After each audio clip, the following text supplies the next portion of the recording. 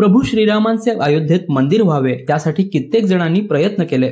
अनेकानेक कार्यसेवकांसह भक्तांनी मंदिर पूर्ततेसाठी प्रार्थना, पूजा अर्चा याबरोबरच विविध संकल्पही केले।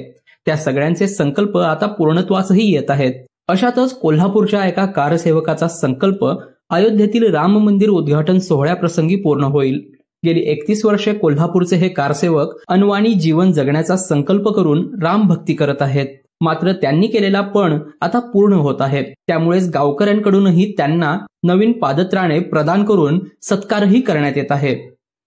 आम्ही शेगावचे कारसेवक निवास पाटील आणि आमचे सहकारी बाबासाहेब चौगले, बाबासाहेब चव्हाण, शिवाजी बुवा, विलास बुवा, पांडुरंग ददू पाटील, तसेच अन्य तानाजी बोगले, तानाजी नल्लवडे अशा अनेक कारसेवक घेऊन आम्ही 1990, 1992 आणि 2002 या तिन्ही वेळच्या कारसेवेमध्ये प्रत्यक्षात अयोध्येमध्ये जाऊन हा कलंक नष्ट करण्याचा प्रयत्न आम्ही केला। आणि 1992ला त्या दिवशी प्रत्यक्षात आम्ही हा कलंक नष्ट केला आणि त्या ठिकाणी बाबरी ढाचा उद्ध्वस्त करून आमचं जे काही जन्मस्थान आहे प्रभू श्रीरामांचं त्या ठिकाणी भव्य दिव्य असं मंदिर बांधण्याचा निर्धार केला।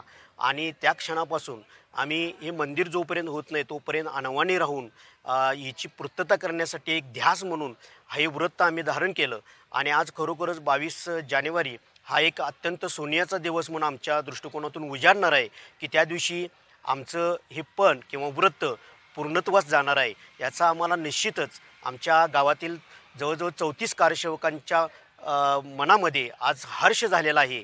आणि हे भव्य दिव्य असं मंदिर उभा राहते आणि माझं पण पूर्ण होते याचा मला निश्चितच आज आनंद वाटतोय।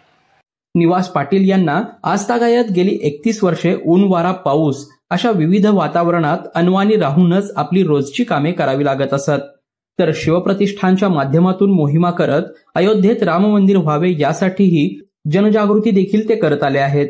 मात्र आता 22 जानेवारीला अयोध्येत होणाऱ्या सोहळ्यामुळे इतक्या वर्षांचा आपला संकल्प पूर्ण होत असल्याचा मनस्वी आनंद ते साजरा करत आहेत।